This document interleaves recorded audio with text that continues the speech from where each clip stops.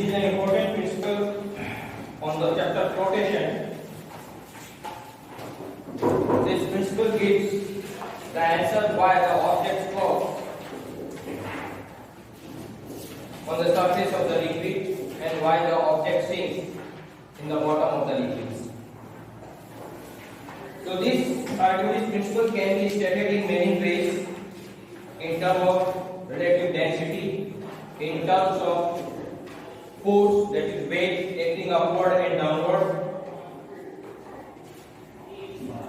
and in terms of mass of the substance. So we will define this Archimedes principle in all of these cases. So first of all, the statement is, when a body is immersed partially or completely in a fluid means liquid or gas.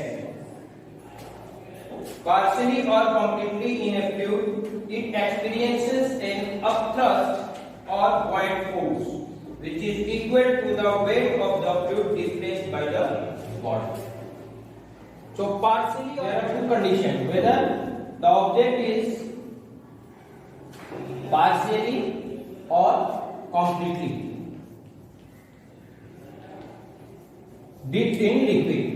Second is upthrust or buoyant force. These are synonym words and they have the same meaning in the context of this chapter. Partially or completely means, say, if an object is dipped 50% inside the water and it's 50% is outside the water, so it is partially dipped. Completely, it means when 100% of the object is dipped in the liquid. This is partially, this is completely. So whether it is partially dipped or completely dipped, it experiences an upthrust. Who applied the upthrust here?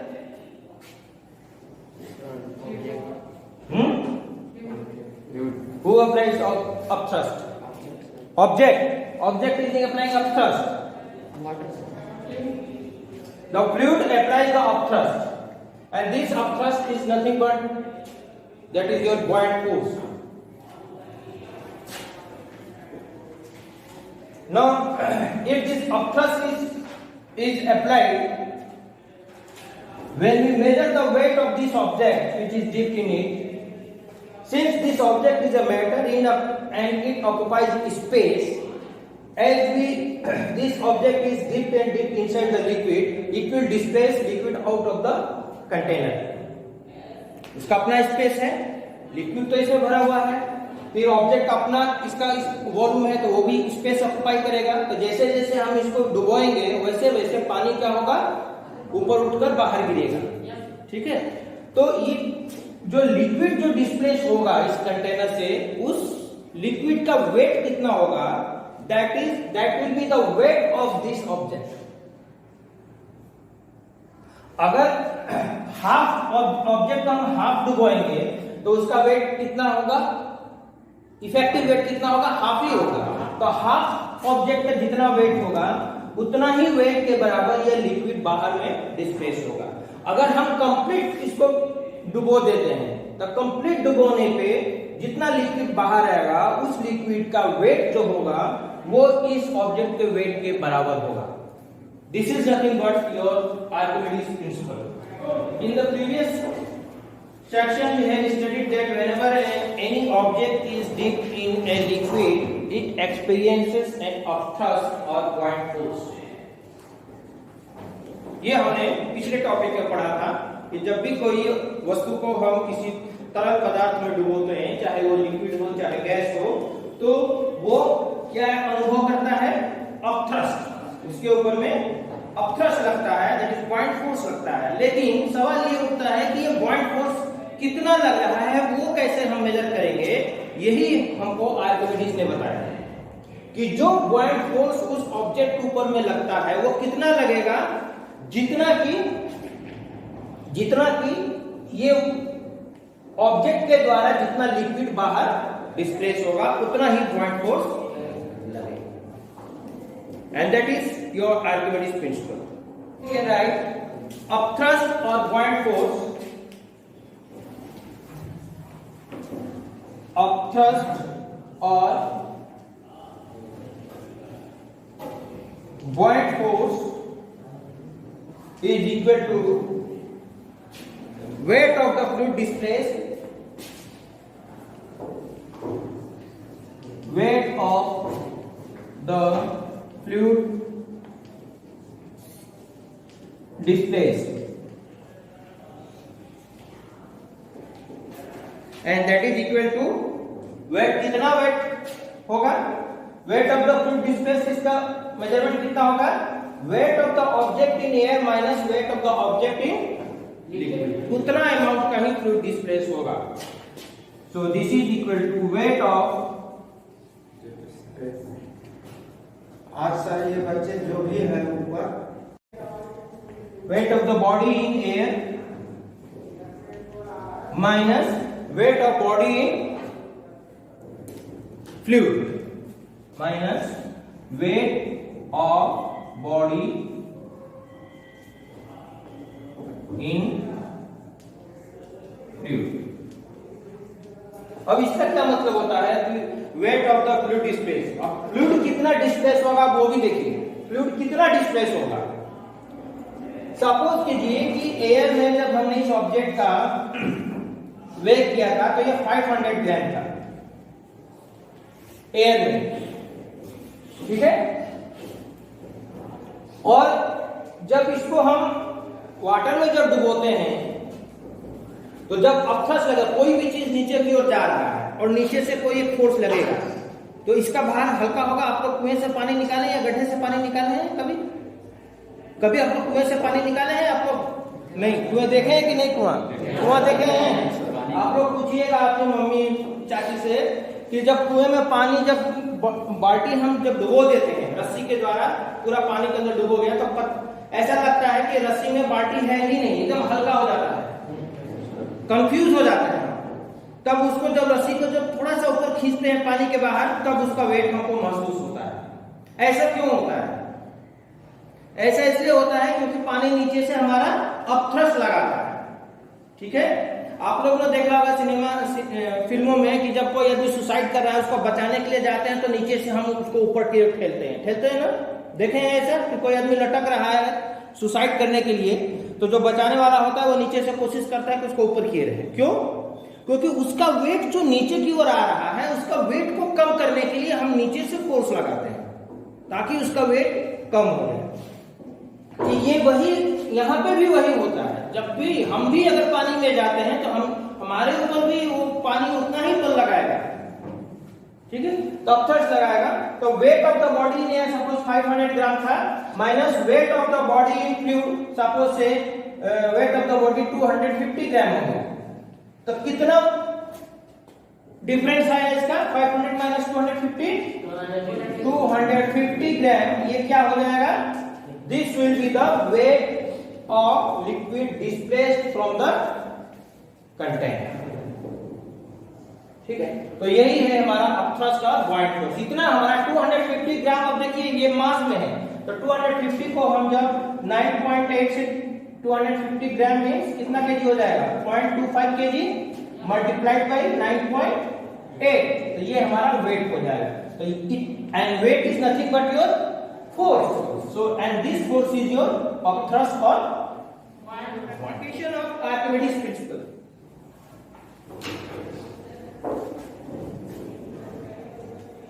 Of Archimedes principle. First importance is it is used to design ships and submarines. Used to design, इस principal का प्रयोग हम ships और submarine design करने में हम इसका उपयोग करते हैं। सबमरीन समझ रहे हैं? पनडुब्बी जो पानी के अंदर चलती है, वो भी बड़े बड़े शिप्स ही होते हैं लेकिन समुद्र के पानी के नीचे चलते हैं। to design the hygrometers to find the density of the liquid. To design hygrometers. आप सबके घरों में इन्वर्टर है? इन्वर्टर में जो बैटरी लगी है, ट्यूबलर बैटरी लगी होगी, उसमें थर्मोमीटर जैसा जो निकला हुआ है वो क्या है? वही हाइड्रोमीटर है। आपके गांव में जो डेयरी होगा, जहां पे दूध कलेक्शन सेंटर होगा, वहां पे भी एक थर्मोमीटर जैसा रखते हैं। जैसे ही हम दूध लेके जाते हैं देने के लिए उनको, वो क्या करते हैं, एक सैंपल देते हैं जैसे उसमें वो थर्मोमीटर डाल के रख देते हैं। कुछ देर बाद वो पता चल जाता है कि आपके दूध में कितना फैट्स है, और जितना ज्यादा फैट्स होगा मिल्क का डेंसिटी उतना ही ज्यादा होगा। हाइड्रोमीटर होता है। ये हाइड्रोमीटर का फंक्शन है किसी भी लिक्विड का डेंसिटी को पता करना। And the third application is, वही जो मैं दूध का बताया, that is lactometer. Design of lactometer, उसको हम लैक्टोमीटर बोलते हैं। और बैटरी में जो लगा रहता है उसको हम हाइड्रोमीटर बोलते हैं। Lactometer to find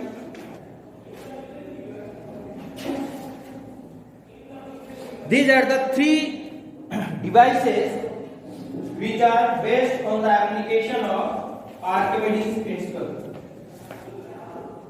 Now these devices are made by the human being, are made by the scientist. Okay, now some natural use of your Archimedes principle. Naturally Archimedes principle कहां हमको देखने को मिलता है? The first is the flotation of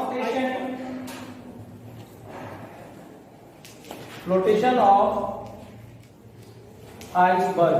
Iceberg, you know? Yes, sir. A huge mass of ice, as heavier as a single mountain. ठीक है? Second application, the natural application is flotation of fish and whales.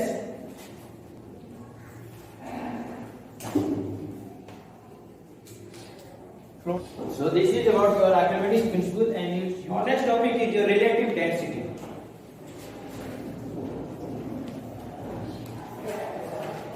So first of all, tell me what is density?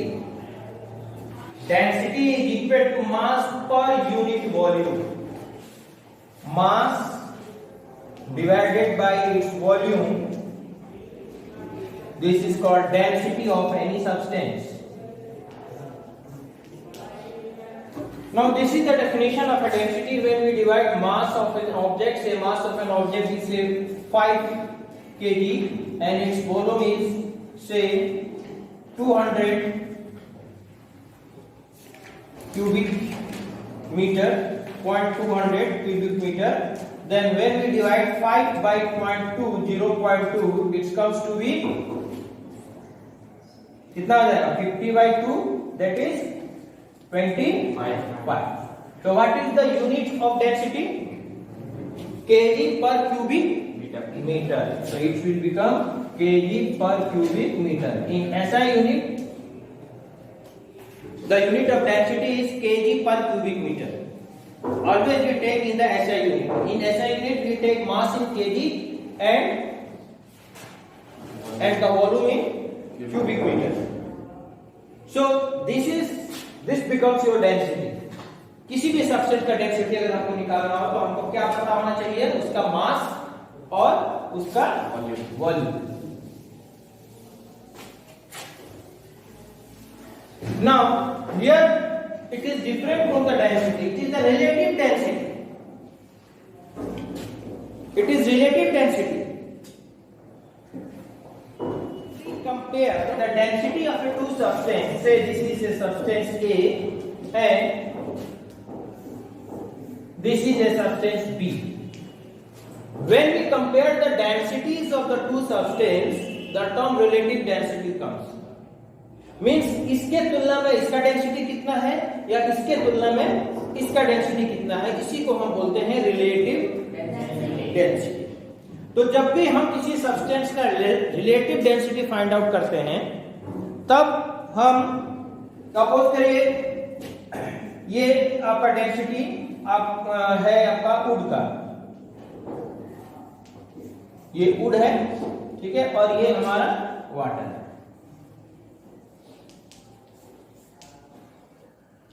अब relative density इनका निकालना है RD, relative density.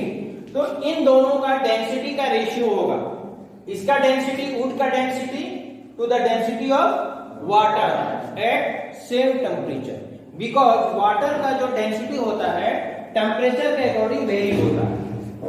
तो अगर इसका temperature अगर कम ज्यादा होगा वाटर का, तो इसका डेंसिटी हमारा वेरी करेगा।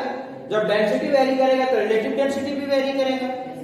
इसीलिए यहां पे लिखते हैं relative density is equal to ratio of density of substance,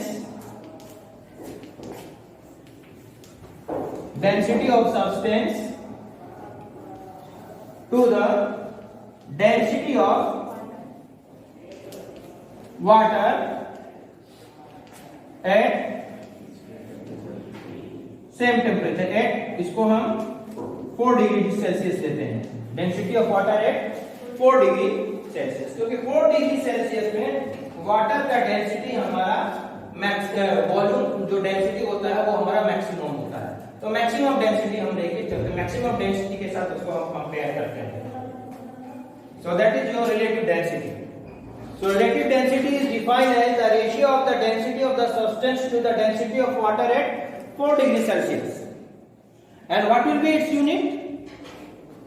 kg meter.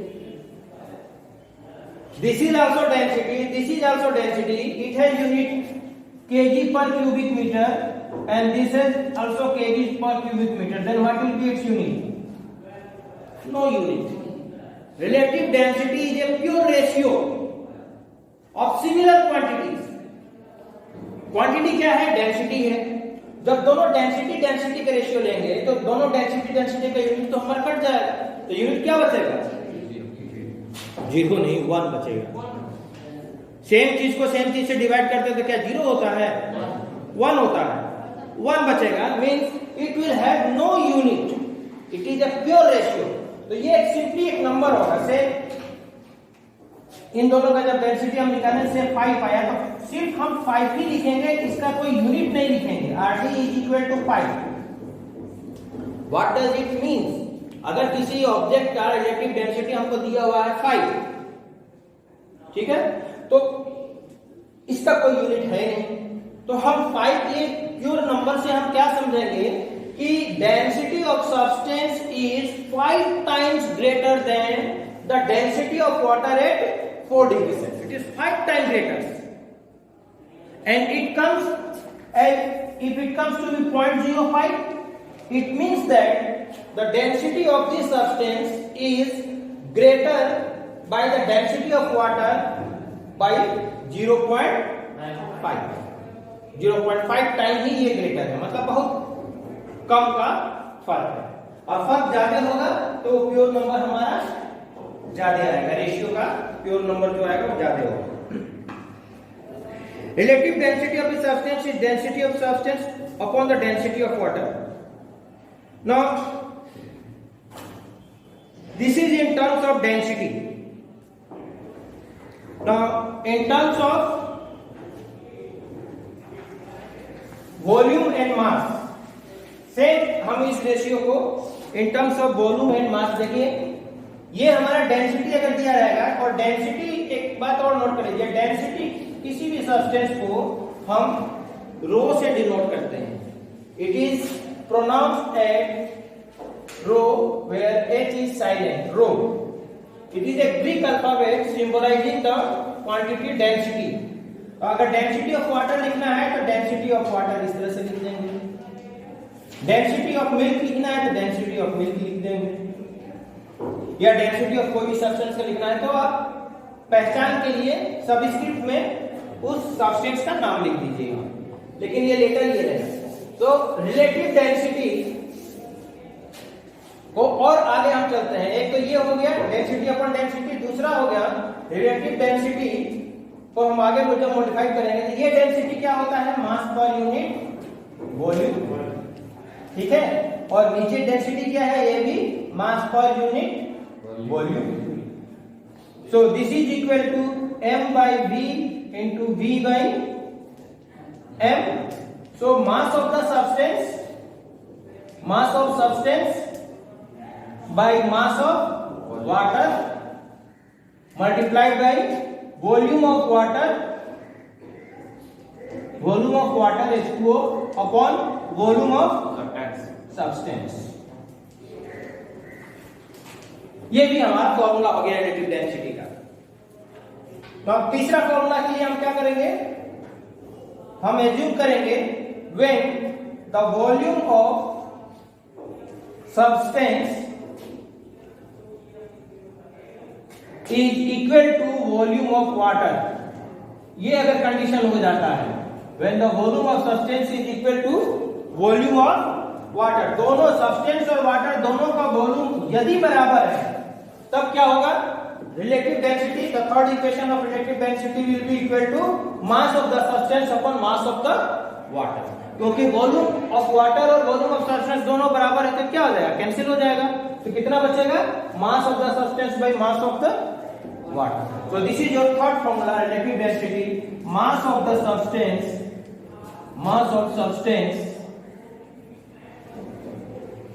upon mass of water। यहां पे कंडीशन लिख लीजिए, at equal volume of substance and water।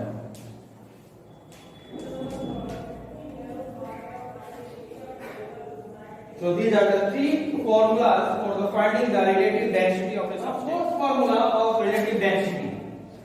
Relative density is equal to, अगर हम mass of substance में, ये substance यहां पे लिए हैं, mass of substance हमने लिया, इसको यदि हमको वेट बनाना है, वेट ऑफ सब्सटेंस लेना है, तो क्या करेंगे,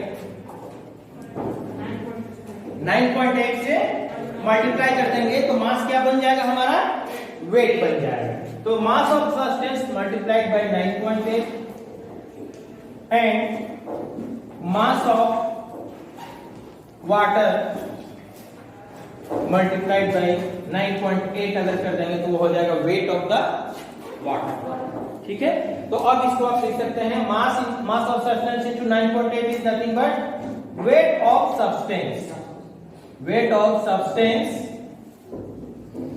upon weight of water. But the weight of water is at equal volume of the substance. ठीक है, तो ये इक्वेशन भी weight of substance by weight of water भी तब होगा जब हमारा वाटर का वॉल्यूम और सब्सटेंस का वॉल्यूम हमारा सेम है।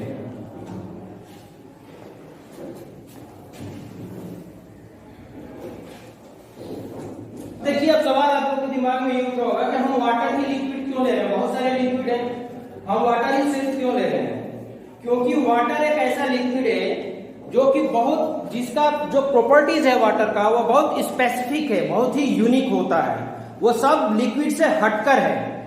उसका डेंसिटी हो गया, उसका ये वॉल्यूम हो गया, एट पर्टिकुलर टेम्परेचर पे उसका वॉल्यूम सबसे मैक्सिमम होता है, ये भी वाटर का एक खास बात है। तो क्योंकि एक वाटर का एक अपना अलग प्रॉपर्टी है, जितने भी लिक्विड है सबसे हटकर पानी का जो है जो प्रॉपर्टी है बिल्कुल क्या है, यूनिक है। यूनिक मीन्स स्पेशल, जो किसी और का नहीं है। इसीलिए वाटर को हम स्टैंडर्ड लिक्विड लेते हैं। Water is considered here as standard liquids. That's why I am taking water to compare the density of the substance. अब ये भी जान लीजिए कि वाटर का, एक प्योर वाटर का डेंसिटी कितना होता है और रिलेटिव डेंसिटी कितना होता है। तो नोट पे लिख लीजिए, density of water is 1000 kg per cubic meter. तो density of water is equal to 1000 kg per cubic meter. Relative density of water is equal to, तो आप लोगों के बुक में कुछ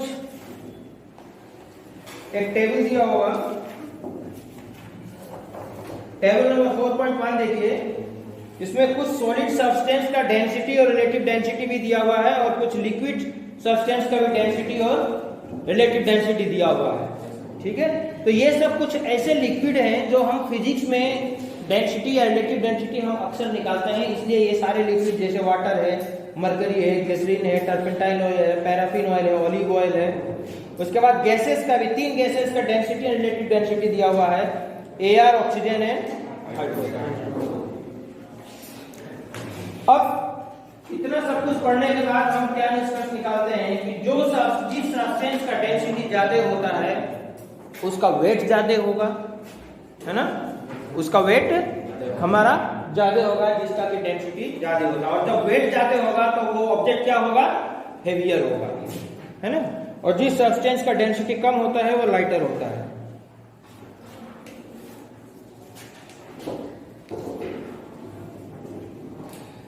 और ये नोट आप लोग किए कि नहीं, there is no unit of relative density, relative density has no unit, it is a pure number. वो नंबर डेसिमल में भी हो सकता है, होल नंबर भी हो सकता है।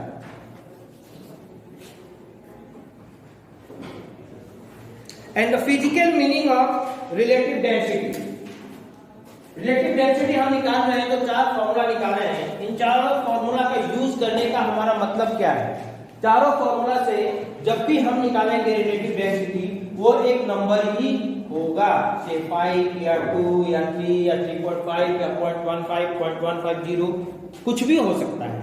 तो वो नंबर क्या डिनोट करता है, उसको हम बोलते हैं फिजिकल सिग्निफिकेंस। उसका इंपॉर्टेंस क्या है फिजिकली, तो इंपॉर्टेंस यही है कि वो नंबर हमको ये बताता है कि उतना ही वॉल्यूम ऑफ वाटर के तुलना में वो ऑब्जेक्ट कितना भारी है। अगर हम रिलेटिव डेंसिटी 10 बोल रहे हैं, 10.2 बोल रहे हैं, इसका मतलब कि दोनों सब्सटेंस का वॉल्यूम हमने इक्वल लिया, वाटर का भी और वो ऑब्जेक्ट का भी। तो इक्वल वॉल्यूम पे 10.2 रिलेटिव डेंसिटी का मतलब हो गया कि 10.2 टाइम्स वो ऑब्जेक्ट वाटर से हेवियर है। किससे हेवियर होगा, वाटर से, क्योंकि हम कंपेयर किससे कर रहे हैं, वाटर से कर रहे हैं। तो जो भी ये नंबर आता है उसका महत्व यही है कि वो हमको ये बताता है कि वो कितने टाइम्स वाटर से हेवियर है। ये अगर मान लीजिए 10.2 की जगह 100.2 हो गया, इसका मतलब क्या हो गया, 100 गुना, है ना। अगर 2.5 हो गया तो 2.5 गुना, अगर 50 हो गया 50 गुना, है ना। ये मल्टीपल्स ऑफ वो हम ले लेंगे। So this is the importance of relative density, meaning of relative density and definition is the different formula used. This chapter is the importance in view point of examination is in terms of theory as well as numerical. इसमें 2 statements हैं, एक तो Pascal's law है, एक Archimedes principal है। ये दोनों ही बहुत ही इंपॉर्टेंट है।